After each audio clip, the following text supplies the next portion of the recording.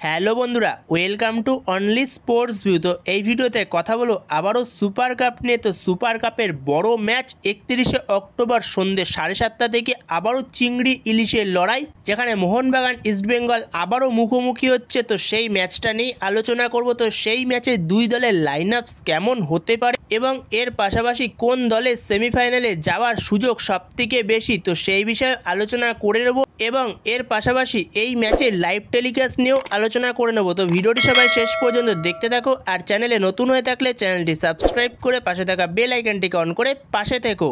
তো এই ম্যাচটি রয়েছে 31শে অক্টোবর সন্ধ্যে 7:30 থেকে গোয়ার ফতোরদা স্টেডিয়াম থেকে। তো এই ম্যাচটি তোমরা লাইভ টেলিকাস্ট দেখতে পাবে টিভিতে স্টার স্পোর্টস 3তে, আর মোবাইলের মাধ্যমে দেখতে পাবে জিও হটস্টারে।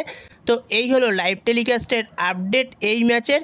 তো দুই দল ডার্বিতে নামার আগে ইস্টবেঙ্গল কিছুটা হলেও এগিয়ে নামবে এই ডার্বিতে সেমিফাইনালে যাওয়ার জন্য, যেখানে মোহনবাগানের এগিয়ে নামার কথা ছিল এই ডার্বিতে। তো সেখানে ইস্টবেঙ্গল কিছুটা হলেও এগিয়ে নামবে এই ডার্বিতে।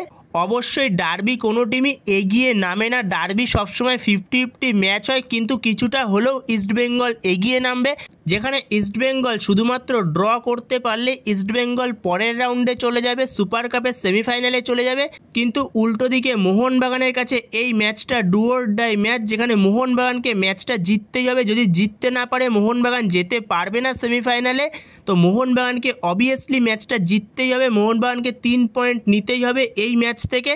কারণ ইস্টবেঙ্গল যেহেতু মোহনবাগানের থেকে গোল ডিফারেন্সে এগিয়ে রয়েছে, তো সেক্ষেত্রে ইস্টবেঙ্গল ড্র করলেও কোয়ালিফাই করে যাবে। যেখানে ইস্টবেঙ্গলের গোল ডিফারেন্স +4, যেখানে ইস্টবেঙ্গল 6টা গোল দিয়েছে, তার মধ্যে 2টো গোল খেয়েছে। তো 4 গোলে তারা লিড করছে ইস্টবেঙ্গল।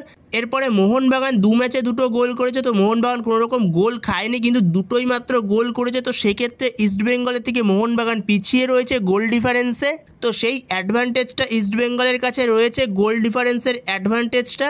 তো সেখানে দেখা যাক কোন টিমটা ডার্বির লড়াই জিতে সেমিফাইনালে যেতে পারে সুপার কাপে। তো তার জন্য আমাদের 31 তারিখ অবধি অপেক্ষা করতে হবে। তো 31 তারিখই আমরা জানতে পারবো কোন টিমটা এই গ্রুপ থেকে সেমিফাইনালে যাচ্ছে সুপার কাপের। তো যেখানে ইস্টবেঙ্গলকে শুধুমাত্র ড্র করলেও হবে, তো যেখানে ইস্টবেঙ্গলের কাছেও কাজটা যে খুব একটা সহজ হবে তা মনে হচ্ছে না। যেখানে ইস্টবেঙ্গল যদি ড্র করার লক্ষ্যে যায় তাহলে খুবই কঠিন সমস্যায় পড়তে পারে। তো যেখানে মোহনবাগান তো অল আউট যাবে ম্যাচটাতে, মোহনবাগানকে যেহেতু 3 পয়েন্ট নিতেই হবে ম্যাচটা থেকে। তো সেখানে ইস্টবেঙ্গলকে ড্র করার লক্ষ্যে গেলে হবে না, ইস্টবেঙ্গলকেও 3 পয়েন্ট নেওয়ার লক্ষ্যেই ম্যাচটা খেলতে হবে। তো যদি ইস্টবেঙ্গল ড্র করার লক্ষ্যে যায় তো পরবর্তী সময় অসুবিধাও হতে পারে ইস্টবেঙ্গলের। এছাড়া দুটো টিমের স্কোয়াডেই যথেষ্ট ভালো পোটেনশিয়াল রয়েছে, যেখানে দুটো টিমেরই ডিফেন্স যথেষ্ট ভালো, এছাড়াও ওপরে অ্যাটাকিংয়ের ক্ষেত্রেও যথেষ্ট ভালো। যেখানে ইস্টবেঙ্গলের মাঝমাঠ মোহনবাগানের মাঝমাঠের থেকে অনেক বেটার, যেহেতু ইস্টবেঙ্গলের মাঝমাঠে 3জন প্রপার বিদেশি মিডফিল্ডার রয়েছে, কিন্তু মোহনবাগানের মাঝমাঠে কোনো রকম বিদেশি মিডফিল্ডার নেই। যেখানে মোহনবাগানের মাঝমাঠে কোনো রকম বিদেশি মিডফিল্ডার নেই, মোহনবাগানের পুরো মিডফিল্ডটাই ইন্ডিয়ান মিডফিল্ড।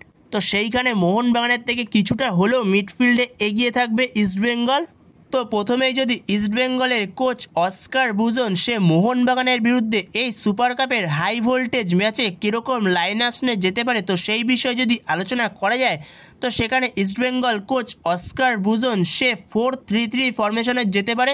যেখানে ইস্টবেঙ্গলের গোলে স্টার্ট করবে গিল, যেখানে 4জন ডিফেন্সের মধ্যে লেফট ব্যাক স্টার্ট করবে জয় গুপ্তা, রাইট ব্যাক স্টার্ট করবে মোহাম্মদ রাকিব, আর 2জন মেন সেন্টার ব্যাক হবে, একজন আনোয়ার আলী, আরেকজন হলো কেভিন সিভেলে। তো এরপরে যদি মাঝমাঠ নিয়ে কথা বলা যায়, তো মাঝমাঠে 3জন বিদেশি মিডফিল্ডার একসাথে স্টার্ট করবে। যেখানে মাঝমাঠে ডিফেন্সিভ মিডফিল্ডে স্টার্ট করবে মোহাম্মদ রাশিদ, আর 2জন সেন্টার মিডফিল্ডে স্টার্ট করবে, একজন হলো বাদিক থেকে সাউল ক্রেসপো স্টার্ট করবে, আর ডান দিক থেকে স্টার্ট করবে সেক্ষেত্রে মিগুয়েল, আর দুদিকের উইং থেকে লেফট উইং থেকে স্টার্ট করবে বিপিন সিং, আর রাইট উইং থেকে স্টার্ট করবে সেক্ষেত্রে নাওরে মহেশ, আর ওপরে একজন স্ট্রাইকার হবে সেক্ষেত্রে হামিদ আহাদাদ। তো এরকমই লাইন আপস নিয়ে যেতে চলেছে অস্কার ব্রুজন ডার্বিতে মোহনবাগানের বিরুদ্ধে।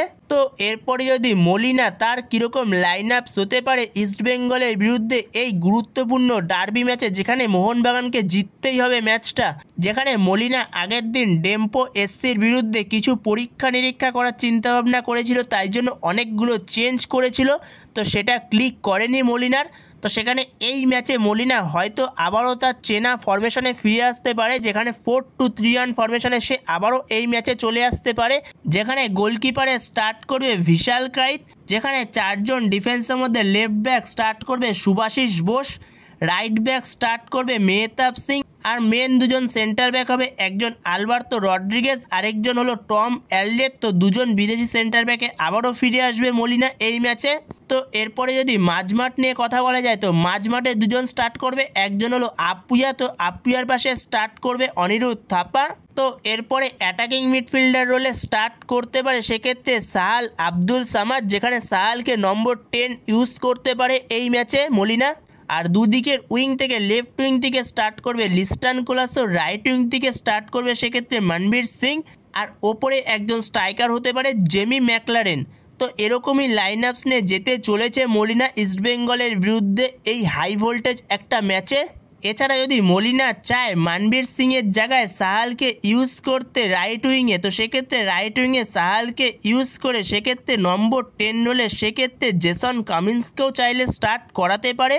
তো সেখানে দেখা যাক মলিনা এখানে কাকে স্টার্ট করায়, তো সেটা পুরো মলিনার ওপরই নির্ভর করছে। তো তোমাদের এ বিষয়ে কি মনে হয়, মলিনা কাকে স্টার্ট করাতে পারে নম্বর 10 হলে? তো তোমাদের এ বিষয়ে মতামত অবশ্যই কমেন্ট বক্সে জানিও। তো সেখানে দেখা যাক এই ডার্বি ম্যাচটা কে জিতে সুপার কাপের সেমিফাইনালে যায়।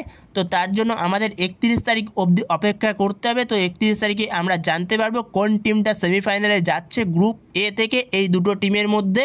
তো তোমাদের কি মনে হয় কোন টিমটা সেমিফাইনালে যেতে পারে? তো তোমাদের এ বিষয়ে মতামত অবশ্যই কমেন্ট বক্সে জানিও। তো এই ভিডিওতে এই পর্যন্তই। তো এই ভিডিওতে এই আপডেটগুলো নিয়ে আলোচনা করার ছিল। তো ভিডিওটি ভালো লাগলে অবশ্যই লাইক শেয়ার সাবস্ক্রাইব করতে ভুলো না। তো নেক্সট ভিডিওতে দেখা হচ্ছে, ততক্ষণের জন্য বাই বাই।